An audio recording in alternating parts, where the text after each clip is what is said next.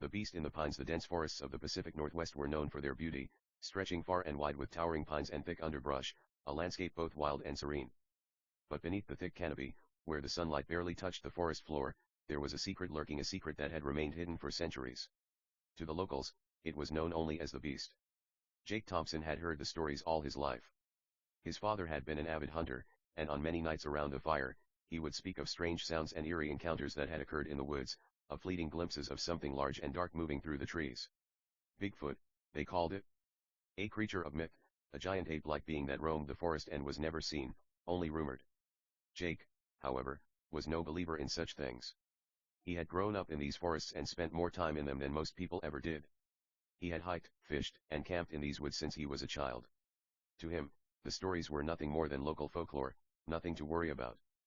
But as he stood at the edge of the forest on that cold autumn evening, preparing for what was meant to be a simple hunting trip, he felt a strange sensation, a nagging feeling deep in his gut that he couldn't shake. His rifle was slung over his shoulder, his gear packed into a sturdy backpack, and the sun was beginning to set behind the peaks in the distance. It was the perfect time to catch a buck in the open, feeding before nightfall. But something was different tonight. The air felt thick, almost oppressive, as if the forest itself was holding its breath. He shook his head and tried to dismiss the unease that clung to him like a second skin. It was just the wild, he reasoned. The forest was unpredictable, especially at night. With a deep breath, he moved forward into the trees, the forest swallowing him whole. The further Jake ventured into the woods, the more the feeling of being watched intensified. He had hiked the same trail 100 times, but tonight was different. The usual sounds of the forest, the rustling of leaves, the chirping of birds, the skittering of small animals were absent. It was as if the woods had fallen silent, leaving only the crunch of his boots on the dry, brittle leaves to fill the void. He pushed forward, shaking off the discomfort, telling himself that it was just the eeriness of being out there alone. He checked his watch, just after 7 p.m. Night would soon fall, and that was when the forest truly came alive. That's when the animals would start moving, feeding, and the hunt would begin.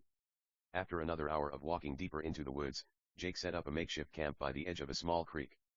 He lit a small fire, the flames dancing in the dark, casting long shadows on the trees around him. He unpacked his gear and settled in, deciding to wait for the first signs of game. The air had grown colder, and he pulled his jacket tighter around his shoulders, the hairs on his neck standing on end. He shouldn't have been so spooked. It was just a hunting trip, after all. Yet, the sense of dread was palpable, a weight on his chest that he couldn't ignore. He tried to shake it off, but it lingered, gnawing at him. Then, just as the light from the fire flickered and died down, he heard it. A low, guttural growl. Jake's breath caught in his throat, his hand instinctively moving toward his rifle. His eyes darted around the darkness, but there was nothing. No movement. No sign of anything amiss. He waited, listening, but the growl had stopped. Maybe it was just a bear or some other animal in the distance. But then the sound came again, closer this time, accompanied by the unmistakable crunch of heavy footsteps in the underbrush. Jake's heart pounded in his chest. That wasn't a bear. It was too deliberate, too heavy. He slowly reached for his rifle, his fingers trembling slightly as he gripped the cold metal. The growl rumbled once more, but this time it wasn't just a growl. It was a roar, low and deep, vibrating the ground beneath him. He wasn't alone. The forest was alive with something more than the usual wildlife, something far larger, far more dangerous. Jake's mind raced as he tried to figure out what it could be. Could it be a bear? The tracks he had seen were too big. Wolves, maybe. But the growl was too deep, too guttural. He stood up slowly, his senses on high alert, his rifle ready. Every snap of a twig or rustle of leaves made his blood run cold. The temperature had dropped dramatically, and the once pleasant crackling of his fire now sounded like a distant memory in the face of the terrifying stillness surrounding him. Then, through the shadows, he saw it. A massive shape, standing just at the edge of the trees, watching him. Jake's breath caught in his throat. He couldn't see it clearly, but he could make out the outline of something large and dark, towering over the underbrush. It moved, its massive limbs swaying, and Jake's stomach dropped. His mind screamed at him to run, but his feet wouldn't move. His body was frozen, staring at the hulking form just beyond the firelight. The creature stepped closer, its silhouette becoming clearer with each passing second. It was enormous, easily 8 feet tall, covered in dark, matted fur. Its shoulders were broad, its arms thick and powerful. The face that emerged from the shadows was what sent the cold-ass chill through his spine. A twisted, almost human-like face, but its features were distorted, grotesque eyes too wide, nose too flat, and a mouth full of sharp, yellow teeth. Bigfoot. The creature stared at him with what seemed like intelligence, its eyes reflecting the flickering firelight. Jake's heart raced as he realized that the stories were true. It wasn't just a myth. It wasn't just local folklore. The creature growled again, a sound so primal and deep that it rattled his bones. It wasn't a warning this time. It was a promise. The ground beneath him shook as the creature took a step forward. Jake's instincts kicked in, and he sprinted toward the trees, not daring to look back. He could hear the creature behind him, its heavy footfalls echoing through the forest, shaking the earth. His heart was pounding in his ears, and the cold, bitter air burned in his lungs as he pushed his body to move faster. Branches scratched at his face, his legs burned, but he didn't stop. He couldn't stop. He needed to get back to the truck, back to safety. The sound of the creature's footsteps grew louder, closer, and Jake pushed harder, his body starting to slow from exhaustion. Suddenly, he stumbled. His foot caught on a root, and he fell forward, his rifle skidding out of reach. He scrambled to his feet, panic gripping his chest. He had to keep moving. A deep, guttural roar erupted behind him, followed by the thunderous crash of trees breaking and splintering.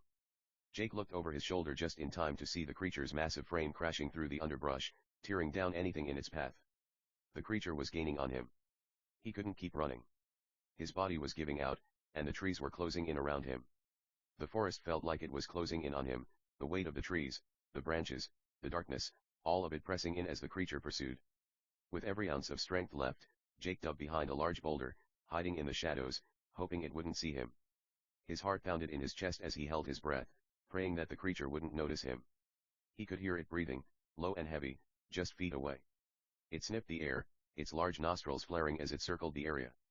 Jake's pulse quickened, and every instinct told him to run, but his body refused to obey. He couldn't move. The creature let out another low growl, its eyes scanning the area, and then after what seemed like an eternity it finally turned and moved away. Slowly, cautiously, it retreated back into the depths of the forest, its massive form disappearing into the darkness. Jake remained motionless, his heart still racing. He waited for what felt like an hour, listening for the sounds of the creature's footsteps to fade completely. When he finally dared to move, he crawled out from behind the boulder and looked around, but there was no sign of it. It was gone. He didn't waste another second. He grabbed his rifle, and with every ounce of energy he had left, he sprinted back toward the truck, never once stopping to look behind him. The forest seemed to open up before him, the trees no longer pressing in on him like they had moments ago. When he finally reached the truck, he threw open the door and slammed it shut behind him. His hands were trembling as he started the engine, his heart still pounding in his chest. He didn't stop driving until he hit the edge of town.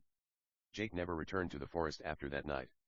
Some nights, when the wind howled through the trees, he would hear the faintest growl in the distance, and his heart would race. He knew what was out there now. And he knew that some secrets were meant to stay buried in the deep, dark woods. The beast would never forget him. The Chautauqua Monster Chapter 1, The Return to Chautauqua. Jared Reynolds hadn't intended to return to Chautauqua, Mississippi. The town was a place he had left behind long ago, a forgotten chapter of his childhood.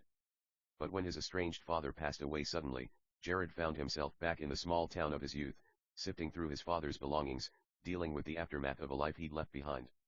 The moment his truck crossed the town's rickety wooden bridge, he felt a chill in his bones. The air had always felt thick here, heavy with the weight of secrets.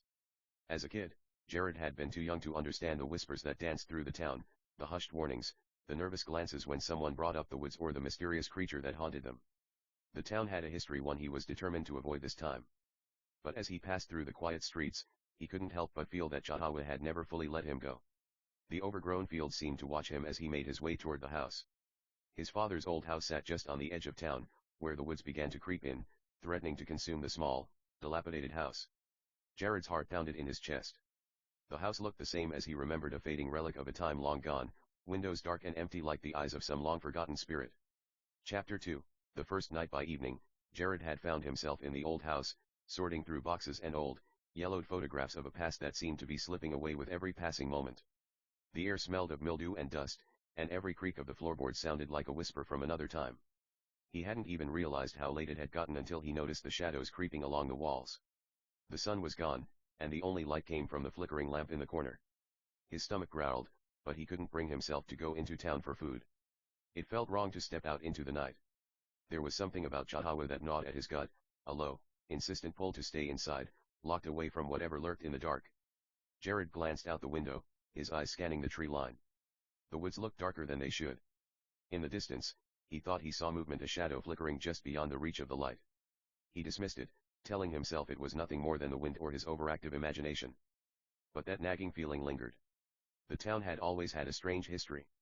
Rumors of strange creatures in the woods had circulated for as long as anyone could remember. The most persistent rumor, the one that always made Jared's skin crawl, was the story of the Chahawa monster. It was said to be a creature of darkness, a shapeshifter that prowled the woods, its cries heard at night, echoing through the trees. No one had ever seen it up close, but there were always strange occurrences: animals mutilated, strange footprints found in the mud, and the occasional person who simply disappeared. Jared's father had always been tight-lipped about it, never indulging in the folklore. But Jared remembered the way his father had always looked at the woods, with a kind of fearful reverence. He had warned Jared to stay away from the forest at night, but Jared never fully understood why. Until now. Chapter 3, The Unseen Presence. The first night passed uneventfully, but Jared couldn't shake the feeling that something was watching him. The next day, after sorting through the last of his father's belongings, Jared found an old journal hidden under a loose floorboard. His father's handwriting was shaky, the words almost impossible to decipher. But when Jared finally pieced together the entries, a chilling story emerged. His father had written about an encounter, a close encounter with the Chahawa monster. It was an entry dated nearly 30 years ago, just after Jared's mother had passed away. In it, his father described hearing strange noises at night, rustling in the woods, followed by a series of terrifying events that escalated until one night, his father had seen something in the trees. Eyes, his father had written. Red, glowing eyes. A silhouette too large to be anything human. It watched from the trees, silent as death itself. I knew then. I knew that it was waiting for something. Waiting for me. Jared's heart raced as he read the words. It all felt too real, too close. His father's fear had seeped into the pages of the journal, a desperate plea for understanding. But the words were cryptic, cut off mid-sentence, as if his father had been interrupted. The final line in the journal read, "If you ever find this, don't go into the woods. Don't ever go into the woods at night. It will take you. It will take me next." Jared slammed the journal shut, his breath quickening. The sun had begun to set, and the shadows were stretching long across the yard. He could feel his skin prickling with an eerie sense of foreboding. His father had died in a car accident years ago, but this warning felt more like a prophecy, an omen that he was now forced to confront. Chapter 4, The First Encounter. The woods loomed behind Jared's father's house, and despite the warnings, he found himself standing at the tree line at night, staring into the darkness. His feet felt heavy, like they were being pulled toward the shadows, like something unseen was calling to him. The air was thick with the smell of damp earth and decay. The wind whispered through the branches, carrying an unsettling chill. Jared's flashlight flickered, casting strange shadows on the trees as he pushed further into the forest. The hairs on the back of his neck stood up, and every step seemed to echo in the silence. It was as if the woods themselves were holding their breath, waiting. He hadn't gone far before he heard it, a low, guttural growl that rumbled deep in the earth. His heart skipped a beat. It wasn't an animal. It wasn't a bear or a wolf. The sound was unnatural, too deep, too resonant. Jared froze, his blood running cold. He turned slowly, scanning the trees around him. His flashlight beam caught something: two red eyes, glowing faintly in the darkness. The eyes were too far apart to be human, too wide and unblinking. They stared at him from a distance, unblinking, unseeing. It was watching him. He took a step back, his pulse quickening. The creature's presence loomed in the air like a storm. And then, the growl came again, louder this time, closer. Jared's instincts kicked in. He turned and ran, pushing through the underbrush, his breath ragged in his chest. The sounds of the forest, the rustling of leaves, the snapping of twigs underfoot, faded into the background, replaced by the pounding of his heart in his ears. And then, as he reached the edge of the woods, something brushed against him, cold, like a breeze, but with a weight to it that almost knocked him off his feet. He didn't dare look back. He dove out of the trees and collapsed onto the grass, gasping for air. But when he looked up, there was nothing behind him. No creature, no glowing eyes. Just the dark, silent woods. Chapter 5, The Realization. Over the following days, Jared's paranoia grew. The creature had come closer that night, closer than he had ever imagined. It had been toying with him. And worse, it had been waiting for him to come back. He spent hours reading through the journal again, trying to make sense of what his father had written, trying to decipher the cryptic notes, the half-sentences. But it wasn't enough. Jared needed more. He needed to know what the creature was, why it was in Chahawa, and why it had set its sights on his family. The town's library had records of strange occurrences dating back decades. Missing pets, strange animal mutilations, and then, there was the strange and frightening history of the Chahawa monster itself. It was said that the creature was as old as the town, perhaps older. Some believed it was a spirit, others a mutation. But whatever it was, it had been linked to the woods, to the land that had once been sacred to the Native American tribes in the region. Some said it was a guardian of the land, while others believed it was something far darker, a creature that fed on fear, and more. Jared had to know what it wanted. And, more importantly, how to stop it. Chapter 6, The Final Confrontation. At night, as the moon rose high in the sky, Jared returned to the woods one last time. This time, he was ready. Armed with a rifle his father had kept in the shed, Jared moved deeper into the woods, determined to face the creature head-on. The air grew colder as he walked, and the woods seemed to close in around him, the trees bending inward like they were trying to trap him. And then, just as the first growl rumbled through the trees, he saw it, the Chahawa monster. It was huge, its body a twisted, grotesque mass of shadow and muscle. Its eyes glowed an unnatural red, piercing through the darkness like twin lanterns. The creature opened its mouth, revealing rows of jagged teeth, and let out a roar that shook the ground beneath his feet. Jared raised the rifle, his hands trembling. He aimed at the creature's head, but his mind raced. Was this the right thing to do? Would it stop? Or would he become just another victim of the Chahawa monster? Before he could pull the trigger, the creature lunged. And in that instant, Jared understood. The monster wasn't a beast to be slain. It was a curse, a spirit bound to the land, and it would never be stopped. Not by bullets, not by fire, not by any force of man. As the darkness swallowed him, Jared's last thought was simple. He should have listened. The depths of despair. The sea had always been a place of mystery for Captain Thomas Wallace. As a seasoned mariner, he had crossed every ocean, sailed through stormy waters, and weathered every conceivable threat nature could muster. Yet, despite his vast experience, there was always something about the deep blue ocean that unsettled him. It was the uncertainty, the knowledge that beneath the surface, things lurked. Things mankind could neither understand nor control. The Aurelia, his vessel, was a state-of-the-art research ship, built for exploration and discovery.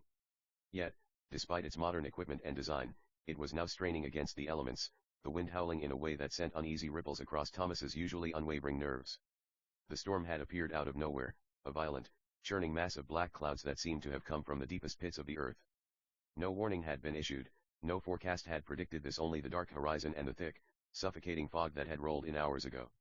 "Captain, you better take a look at this," called out Greg, his first mate, from the observation deck. His voice was tight, laced with a strange, unspoken tension. Thomas wiped his hands on his weather jacket and made his way up the steel steps, his boots creaking underfoot.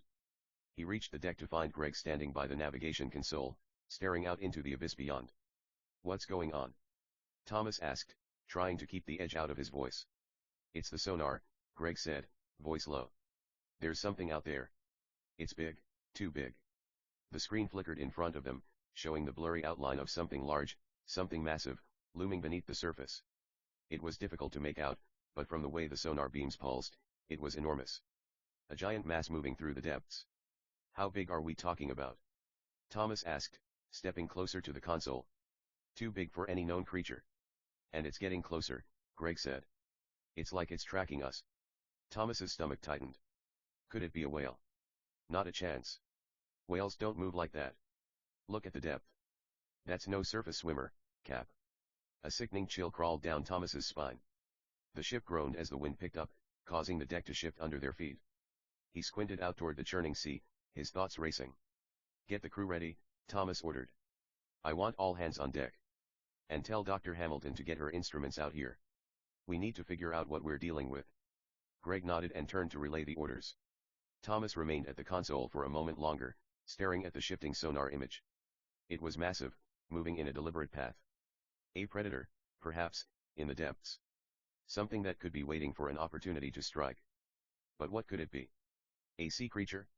Or something more? The storm raged on through the night, battering the Aurelia with waves that seemed determined to tear the ship apart. The hull creaked and groaned under the pressure, while the crew scrambled to secure everything. Thomas stood at the helm, his knuckles white against the wheel. The air was thick with tension, but it was more than the storm, it was something primal. Something the men couldn't quite name but could feel in their bones. Dr. Emily Hamilton, the ship's lead marine biologist, joined him at the wheel after a few moments. She was holding a tablet, eyes scanning the readouts. "Any change?" Thomas asked. "It's getting closer," she said, voice steady but edged with a growing unease. "Whatever it is, it's huge." I've never seen anything like it. It's not behaving like a normal marine animal. It's moving erratically, changing direction almost as if it's toying with us. Could it be a school of fish? Thomas asked, but he already knew the answer. No, Emily replied, shaking her head. It's too large, and it's moving with a deliberate pattern, like it's following us. And whatever it is, it's deep. Deeper than anything we've ever encountered. Thomas looked out into the distance. The fog was thickening, swallowing the ship in an eerie mist. The blackened sky pressed down on them like a suffocating blanket. Greg appeared, his face ashen. Cap, you need to come down to the sonar. It's closer than ever. And I don't think it's alone. Thomas's heart skipped a beat. What do you mean, not alone? Greg swallowed, his voice trembling. There are more of them. Smaller shapes, swarming around the big one. Whatever it is, it's not just a lone predator. With a grim nod, Thomas followed Greg back to the sonar station. As soon as they arrived, the image on the screen was clearer. And the sense of dread deepened. It wasn't just a single shape anymore. The massive object at the center of the screen was surrounded by a swirling mass of smaller shapes, undulating in a chaotic, almost hypnotic pattern. They moved together, as though in perfect synchronization. This can't be right, Greg said, his voice breaking. Dr. Hamilton stepped up beside them, eyes wide. This is impossible. Thomas swallowed hard, trying to steady his breath. What do we do? Emily's eyes were darting over the sonar display, her fingers flying over the touch screen. We need to get out of here, fast. This isn't normal. This isn't a typical predator. I'm not sure what we're dealing with, but I don't think we should wait to find out. But before Thomas could issue the order, the ship lurched violently, throwing everyone to the ground. The air was filled with the sound of creaking steel, and the lights flickered. Overhead, the sounds of the storm intensified: howling wind, crashing waves, and something else. A deep, guttural rumble from beneath the ship.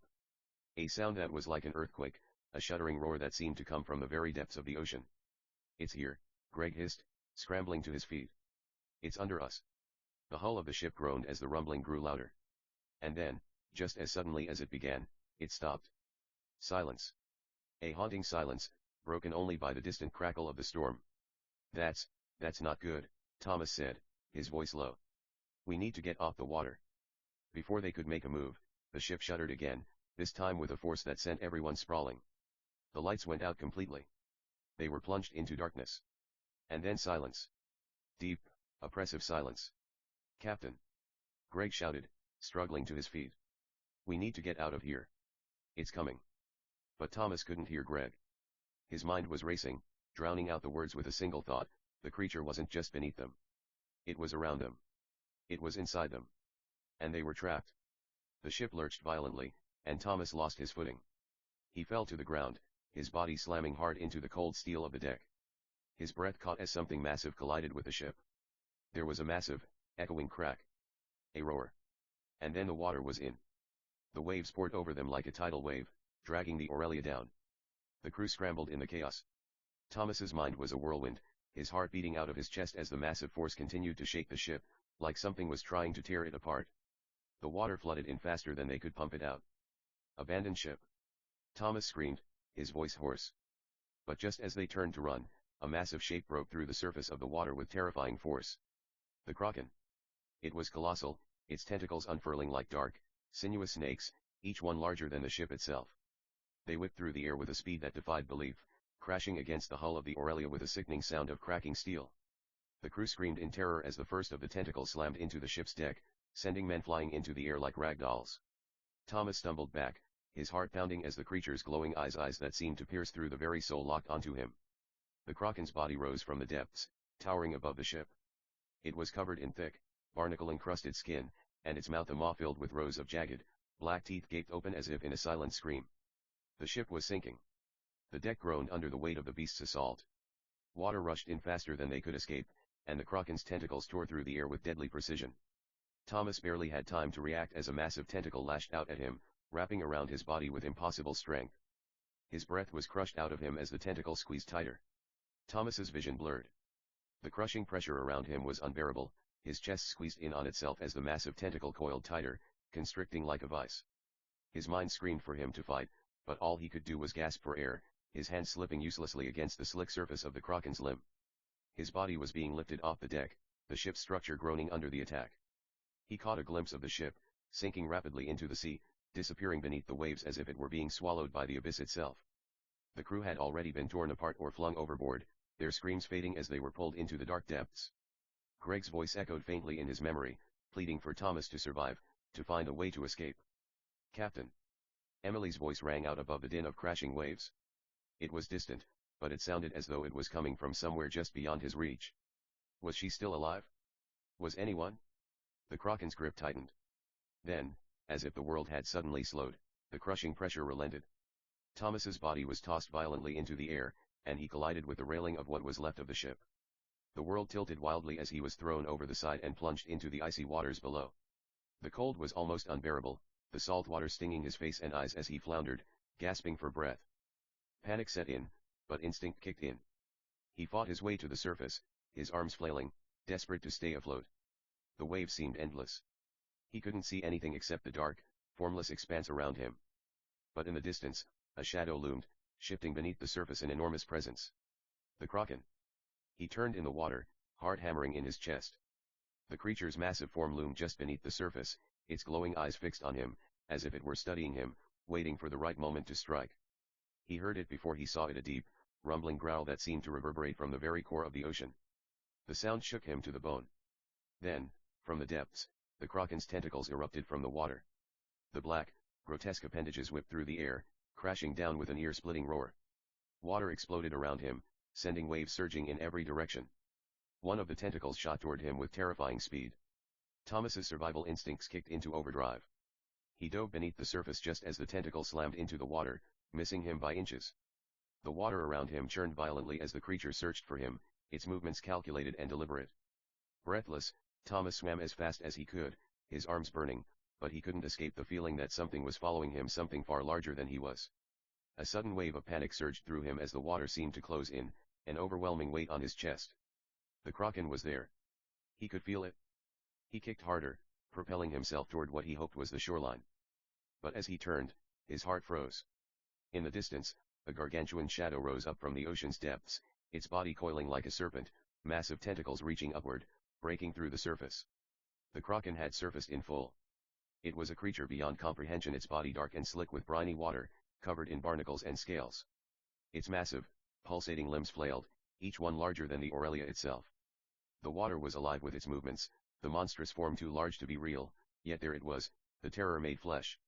For a moment, everything seemed to slow. The ship was gone, the crew lost. And now, he was facing a creature straight out of nightmares. The Kraken was looming just beneath him, its terrible maw opening as if to consume him in one fell swoop. As the creature's mouth stretched open, Thomas's mind screamed at him to swim, just keep swimming, just keep fighting, but the Kraken's tentacle lashed out once more, this time catching his leg in its vice-like grip. The force of the impact sent his head spinning. The crushing pressure from earlier returned, but now it was worse. The Kraken was pulling him down, dragging him deeper into the black, choking abyss of the ocean.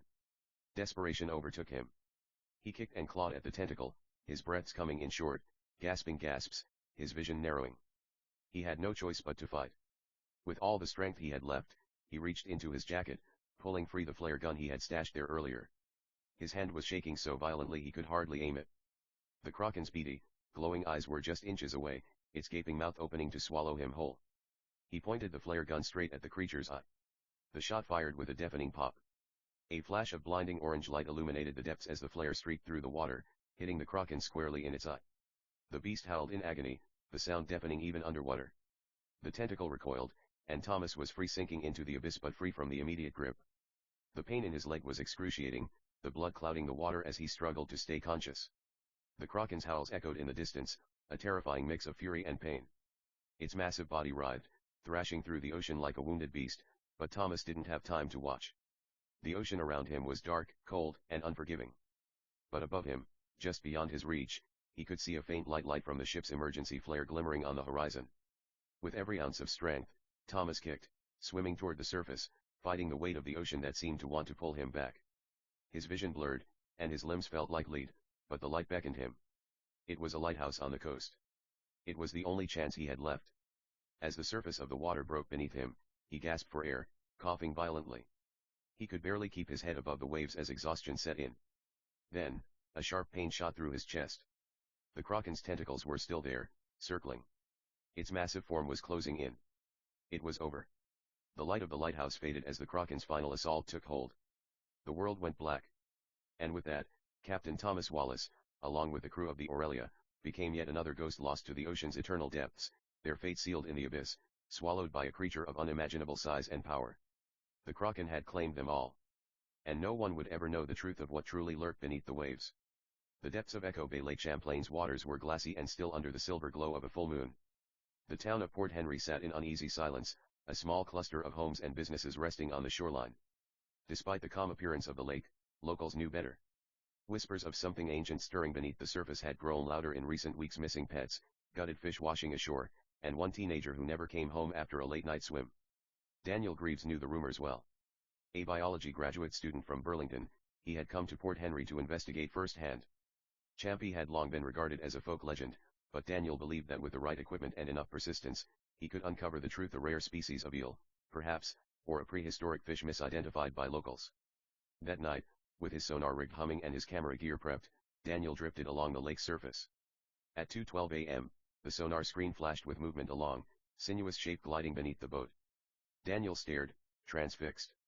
The creature was massive, moving with a strange, undulating rhythm unlike any fish he had seen before. Grabbing his camera, he leaned over the rail and snapped several pictures. The surface rippled violently. A low growl seemed to reverberate through the hull.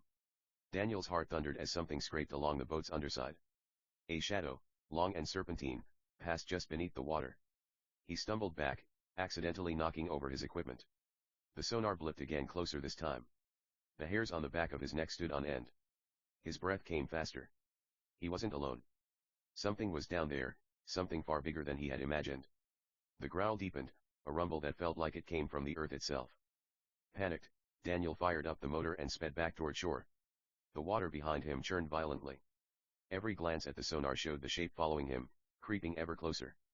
His hands were slick with sweat as he gripped the throttle, the boat's engine sputtering under the strain. Suddenly, there was a monstrous splash. The water surged as something enormous rose from the depths, its twisted mass of scales and blackened fins breaking the surface. Daniel's heart skipped a beat. Its serpentine head, crowned with jagged spines, glared at him with lidless, yellow eyes, and before he could react, the creature plunged back into the depths. His thoughts raced. What had he just seen?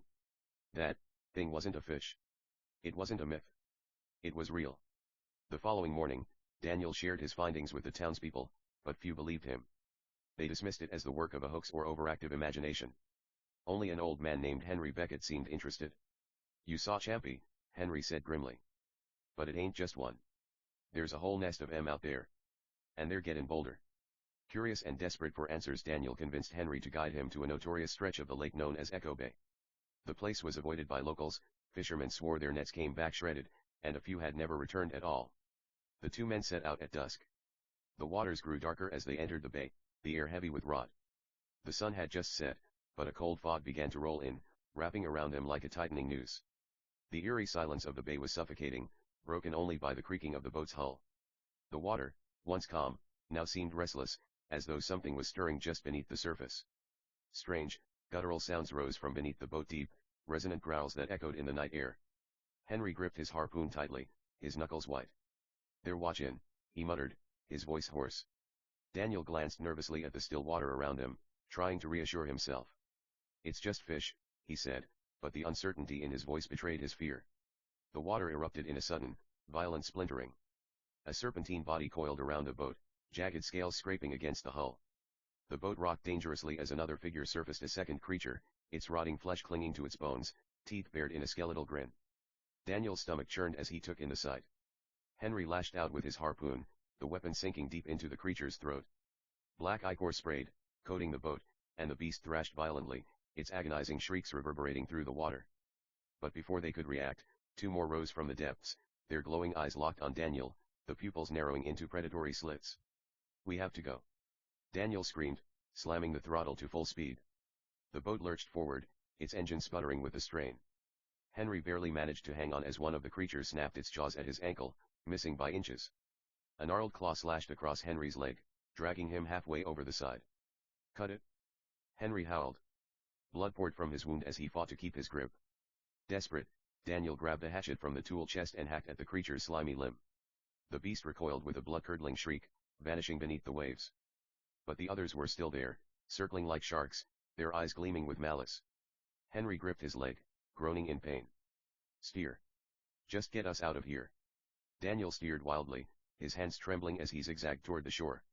One of the creatures rammed the boat, the impact shaking them both to the core. The hull splintered, water began gushing in, and the boat started to sink. Panic gripped Daniel as the creatures closed in. With a last-ditch effort, he grabbed the flare gun, his hands slick with fear. He aimed carefully and fired, the flare soaring through the night air. It struck the closest creature in the face, igniting a burst of light. The beast shrieked, writhing as smoke poured from its scorched skin. The others hesitated, then retreated into the depths, their glowing eyes never leaving Daniel and Henry. The boat lurched forward, half sunken as they limped toward the shore. Daniel's heart still raced, but relief surged when they finally made it to safety. Henry collapsed onto the shore, pale and breathing raggedly, his leg a mangled mess. "It's not over," Henry rasped, his voice barely a whisper. "They're spreading. Hunting. We need to tell people, get them out of here. Before it's too late." Weeks later, the lake claimed another victim, a fisherman found in pieces along the rocky shoreline. The town's docks remained eerily empty, a silence hanging in the air like a curse. The water rippled unnaturally whenever someone passed by, as if the lake itself were watching, waiting. Champy was no myth. And it wasn't alone. Daniel couldn't shake the feeling that something was coming, something far worse than the creatures they had faced. The whispers had started again, rumors of a growing nest, of a rising tide of ancient, hungry things. And the water had begun to call. No one knew what it wanted. But it was only a matter of time before the lake took more than just a few lives. It wanted all of them. And Daniel was no longer sure they could escape. The depths of the abyss. The sun was a sliver on the horizon, casting a faint glow over the empty ocean. A few distant seagulls broke the monotony of the water's surface, their calls echoing across the vast emptiness. The Wave Rider was the last ship left on the ocean. The research vessel, with its crew of scientists and marine biologists, had set out to explore the deep unknown, to study the unexplored depths of the Mariana Trench. They were on a mission to map uncharted waters, seeking to discover new species and unlock the mysteries of the abyss. For Dr. Kevin Harris, the ocean had always held a certain allure. As a marine biologist, he had spent his career studying oceanic life, small fish, deep-sea creatures, and even the great predators like sharks. But nothing had prepared him for what they would encounter out there, miles from the nearest land. It had been 3 days since they had reached the trench's outer depths. The Wave Rider floated in the middle of the abyss, where the ocean plunged thousands of feet below them into inky blackness. The crew had been busy conducting their usual operations, deploying sonar, taking samples, and setting up underwater cameras. Dr. Harris stood at the bow, the wind whipping through his hair as he stared out over the black expanse of the sea. He couldn't shake the unease that had settled into his chest. There was something about this place, something that made his instincts scream that it was wrong, that the ocean here was hiding something dangerous. "Dr. Harris, you should see this," a voice called from behind him. Turning, he saw Maria, the ship's lead sonar technician, rushing toward him with wide eyes. Her normally composed demeanor was now replaced with a visible edge of alarm. "What is it, Maria?" he asked, his heart sinking. Maria wasn't one to panic. "We've been getting strange sonar readings," she explained, showing him the display on her tablet. The screen showed a massive, irregular shape, far larger than anything they had ever mapped. The sonar waves pulsed with unusual intensity. The shape seemed to be moving, though not in any natural pattern. Dr. Harris's eyes narrowed. "That's impossible. This reading is too large to be a normal underwater feature."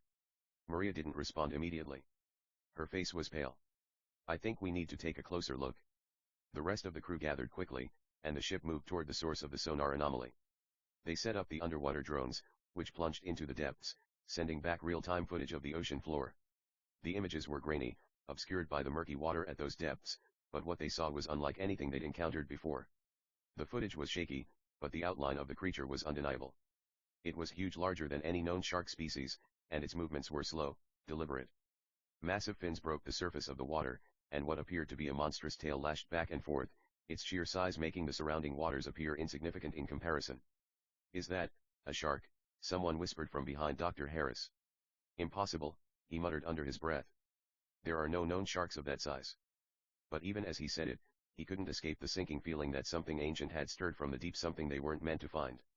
By the time they had set up the underwater camera system, the creature was moving closer to the surface. The ship's crew, consisting of Dr. Harris, Maria, Captain Emily Baker, and a few others, gathered around the monitors in the control room, staring in disbelief at the footage. Dr. Harris couldn't help but feel a sense of dread creeping over him. He knew sharks, he knew the way they moved, the way they hunted. But this was no ordinary predator. Whatever it was something much older, much more primal. "There's no way we're dealing with a regular shark," Maria said, her voice tied with fear. "It's too big. It doesn't fit any known species." Captain Baker stood with her arms crossed, staring at the screen. "I don't care what it is. We need to stay cautious. I don't trust it." Dr. Harris swallowed, his mind racing. "That's no ordinary shark. I'm not sure what we're dealing with, but it's something from the depths of time. The question is, why is it here now?" Captain Baker looked out toward the horizon, her expression grave. "We need to get a better look. Let's drop the drone again and see if we can get closer." The crew agreed, and soon the drone was descending into the abyss once more. They watched the footage, the camera shaking slightly as it descended further into the unknown. They could barely make out the outlines of the creature now, the shape becoming clearer as it swam in slow, deliberate circles. Then, the creature's true form began to emerge from the darkness. Dr. Harris gasped as the shark-like creature loomed into view, its jaws opening, revealing rows of razor-sharp teeth that looked as though they could tear through metal. The creature's eyes were dark and empty, gleaming with an unnatural hunger. "This isn't a shark," Dr. Harris whispered, his voice barely audible. "This is something far worse." The creature's size was indescribable. Its body seemed to stretch beyond the range of the drone's cameras. Its fins were like walls of muscle and cartilage, and its tail whipped back and forth with a force that churned the water around it. For a moment, it seemed almost ethereal, like a ghost of some ancient predator that had existed long before humans had even set foot on the earth. Then, the creature's attention snapped toward the drone. A sound filled the room, something like a low, rumbling growl that vibrated through the entire ship. The drone's camera footage flickered, the image distorted as the creature charged toward it. "Get that drone back now," Captain Baker barked, her voice filled with urgency. But it was too late. The footage cut to black as the creature collided with the drone, tearing it apart in a single bite. The ship's crew was left in stunned silence, watching as the drone's signal was lost entirely. Dr. Harris felt his heart race. He knew the creature was real, now too real. And they were in its domain. "We need to get out of here," Maria said, her voice shaking. "We need to leave before it comes for us." Captain Baker turned to Dr. Harris, her face hard. "Is it possible this thing is a megalodon? Or some other ancient species?" Dr. Harris shook his head. "I don't know, but it's big, too big for a megalodon. The size doesn't add up. Whatever it is, it's not like anything we've ever studied." The ship's engines roared to life, and the wave rider began to pull away from the area where the creature had been. But as they moved farther from the trench, the crew could feel the tension building. The sense of dread was thick in the air, and they couldn't shake the feeling that they were being hunted. Hours passed, and the crew was on edge. Dr. Harris stared at the monitors, watching the sonar readings closely. But the waters were quiet, too quiet. The creature seemed to have disappeared, but he knew better than to assume it had just given up. As the sun began to set, casting the ocean in an eerie twilight, the wave rider began to slow. The engines hummed at a low, steady pace, but Dr. Harris could feel the tension rising, an electric charge in the air. Then, a sudden lurch beneath their feet. The ship groaned as the water around them began to churn violently. "Captain!" Maria screamed. "Something's below us." The sonar readings spiked. A massive shadow appeared beneath the ship, growing larger and larger as the crew watched in horror. It was the creature. Before they could react, the ship was struck by something immense, something so powerful that it threw everyone off balance. The entire vessel shook violently, and screams filled the air as the ship was lifted off the water and tossed aside like a toy. Dr. Harris scrambled for the railing, trying to hold on as the ship's hull split open. Water poured in, filling the vessel in seconds. Then, the creature breached the surface, its massive jaw snapping with ferocity as it lunged at the ship. It was a megalodon, a living relic from the past, more terrifying than any creature Dr. Harris had ever imagined. The beast's enormous teeth glistened in the dying light as it tore into the ship, pulling it under the waves. Dr. Harris didn't think. He leapt over the railing, plunging into the ocean below. The cold water enveloped him instantly, and he fought to swim toward the surface, gasping for air. But when he broke through, the world was chaos. The wave rider was sinking rapidly, its lights flickering as it disappeared beneath the waves. And then, through the swirling darkness, he saw it. The megalodon. Its massive form was silhouetted against the moon, its eyes gleaming as it circled him, like a predator playing with its prey. And as it closed in, Dr. Harris knew he had made a fatal mistake. He had ventured too far into the abyss. The creature would not let him leave. The water was cold, colder than anything Dr. Harris had felt in his life. The deep ocean, far below the surface, felt like a world apart, dark, oppressive, and devoid of mercy. He swam furiously, struggling to stay above the surface as the wave rider sank into the abyss. His heart pounded against his ribs, each beat loud enough to drown out everything else. The megalodon circled, an immense, ancient predator with eyes that seemed to gleam with an almost supernatural intelligence. The creature's presence was an oppressive weight on the air, even below the surface, where light could not reach. The water seemed to tremble around him as if the very ocean were holding its breath, waiting for the inevitable. His body was already exhausted from the struggle. The water churned beneath him as the megalodon's enormous body moved with unnerving silence. For such a massive beast, it was too quiet, too calculated, like a shadow that stalked in the darkness, waiting for the perfect moment to strike. Dr. Harris forced himself to focus. Think. His eyes darted toward the sinking wreck of the wave rider. The ship was disappearing fast, the wreckage breaking apart with loud cracks, and debris scattered across the water. A faint hope sparked in his chest, there might still be a chance. If he could reach the debris, the floating wreckage might keep him above water long enough for someone to rescue him. But he couldn't stay still. The creature was drawn to movement, each stroke of his arm seemed to provoke a new wave of terror. His breath was coming too fast, his panic rising with every passing second. And then, the shadows beneath him shifted again. The megalodon's dorsal fin broke the surface, slicing through the water like a monstrous, jagged blade. The shadow beneath him grew, spreading out like a vast cloud of darkness. Dr. Harris could see it now, just below the surface, its body, stretching endlessly, a nightmare of size and power. It was toying with him, testing him, letting him know that his fate was in its control. The water rippled violently as the beast sped toward him. He saw its gaping maw open, impossibly wide, rows of jagged teeth that could crush him with a single bite. There was no escaping it now. Dr. Harris's heart skipped a beat, and all rational thought left his mind. He dove deeper into the water, kicking furiously, trying to put distance between himself and the predator. But it was futile. He could feel the tension in the water, like the megalodon was waiting, watching. A deep, rumbling growl vibrated the water, sending a chill through his spine. The sound was monstrous, inhuman, an ancient force from the depths of time. It wasn't just a roar, it was a primal cry that seemed to echo from the very bowels of the earth. In his panic, Dr. Harris spun in the water, heart hammering in his chest, but he couldn't see the creature, just a vast, stretching shadow, an immensity that seemed to dwarf everything around him. There were no words to describe it, no way to convey the terror of facing such a creature. It was beyond imagination, beyond the reality he had ever known. And then, the world exploded. A shock wave of force hit him from below, the water compressing violently as the megalodon struck with unbelievable speed. The force of the impact threw him into the air, his body slamming back down into the water with a sickening splash. He gasped, his breath stuttering as he fought to stay conscious. His vision blurred, and the edges of his mind seemed to be losing grip on reality. He was drowning, sinking deeper, his body battered by the creature's unseen blows. Through the haze of pain, he caught a glimpse of the megalodon's teeth, huge, serrated, and impossibly sharp, cutting through the water just inches from his face. The jaws of the ancient predator opened, a yawning chasm that could swallow him whole. But as it closed in, something strange happened. The surface of the water erupted in a chaotic frenzy of bubbles, splashing violently as the ship's wreckage suddenly shifted. The wave rider, or what was left of it, was breaking apart even more, and with it, several pieces of debris floated near Dr. Harris. Desperate, he reached for a piece of floating metal, grabbing it with one trembling hand. The megalodon was still circling, its jaws snapping, but the debris kept him from sinking any farther. It was just enough to keep him above the surface, just enough to keep the predator at bay for now. But the creature wasn't giving up. It circled again, like a relentless shark testing for weakness. Dr. Harris could feel the eyes of the monster on him, calculating, waiting for the slightest movement. He gripped the metal tight, his knuckles white, as the ocean's chill wrapped around him like a shroud. His mind raced. The ship was gone. The crew was gone. There was no rescue coming. And then, he realized something that froze his blood: he wasn't alone anymore.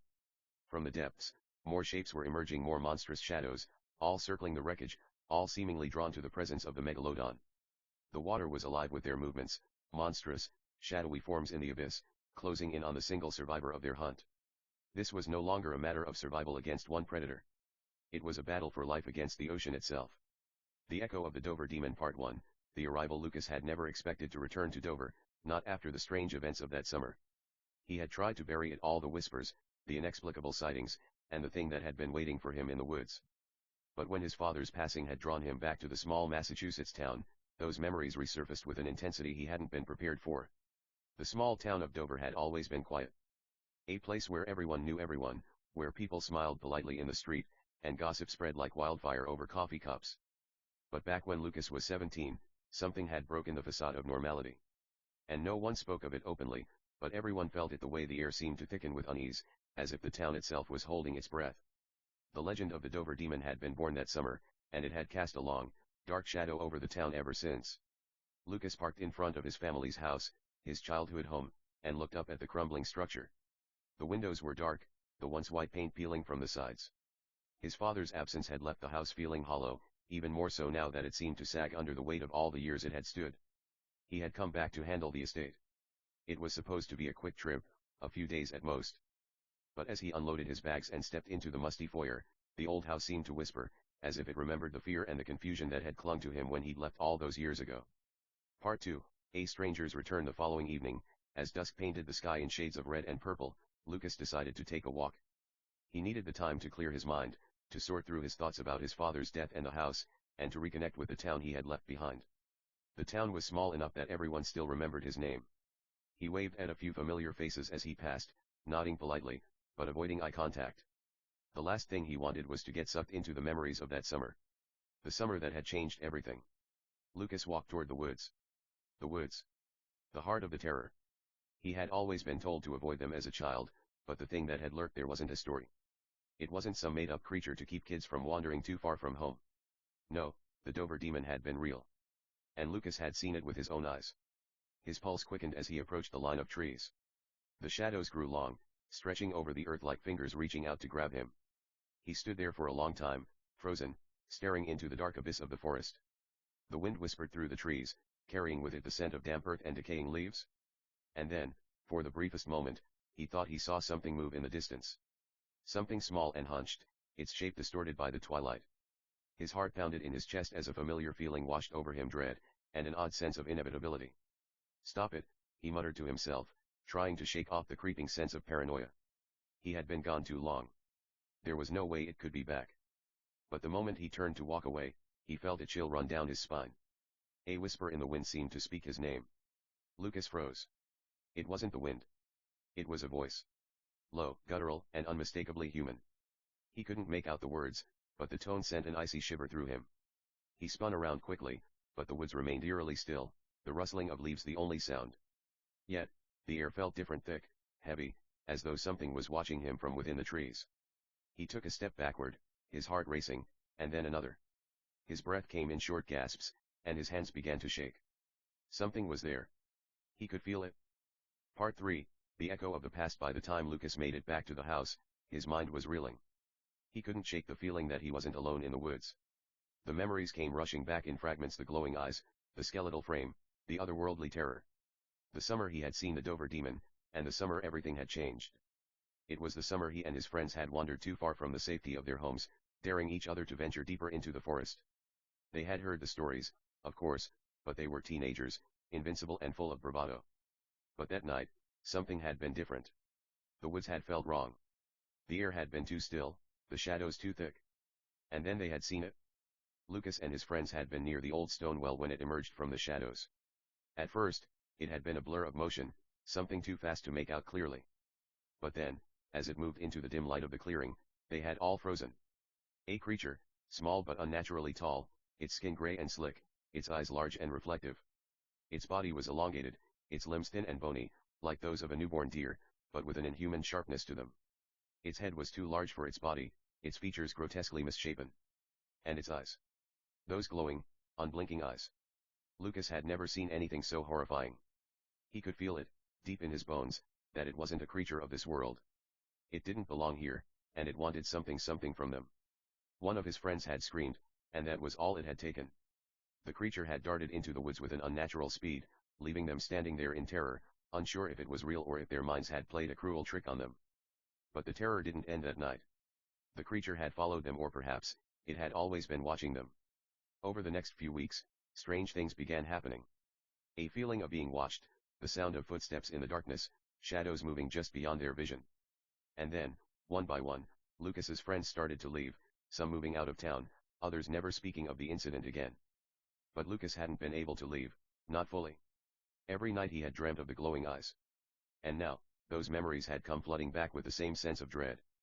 Part 4, the encounter that night. As Lucas tried to sleep, the house creaked and groaned under the weight of its age. The wind howled outside, rattling the windows. But it was the silence that unnerved him. The unnatural stillness that seemed to envelop the house. He had to know if it was real. If the creature was back. With a mixture of dread and curiosity, Lucas grabbed a flashlight and stepped outside. The cool air bit at his skin, and the wind seemed to be alive, whispering through the trees as he made his way toward the forest. His steps were cautious, but there was no turning back now. The woods were darker than he remembered, and the fog had settled heavily in the underbrush. The flashlight's beam cut through the gloom, but the shadows seemed to twist around him, as if the forest itself were trying to swallow him whole. He moved deeper, and the familiar unease began to claw at his insides. Every snap of a twig underfoot felt like a warning. Every rustling of leaves sent a jolt of panic through his chest. And then, there it was. A soft sound almost imperceptible, but unmistakable. A low, guttural growl. Lucas froze. It was close. Too close. He turned, slowly, scanning the darkness. And that's when he saw them. Two glowing eyes, just beyond the reach of his flashlight's beam. They reflected in the darkness, watching him, unblinking. The creature stood there, motionless, in the shadows. Lucas's breath caught in his throat as his mind raced. It couldn't be real. It couldn't be. But those eyes, they were the same eyes, the same horrible, unearthly glow that had haunted his nightmares for years. And then, it moved. With a speed and grace that defied logic, the creature darted toward him, its thin body slipping through the trees like smoke. It was upon him in seconds, its long, skeletal fingers reaching out. Lucas stumbled backward, his feet tangling in the underbrush. He turned and ran, heart pounding in his chest. The creature followed, its footsteps light and swift behind him. He couldn't outrun it. The air was thick with fear, the sound of his own ragged breathing drowning out everything else. Suddenly, there was a deafening crash. The creature lunged, and Lucas felt a cold, bony hand brush his arm. He screamed, a sound that echoed through the woods. The darkness consumed him.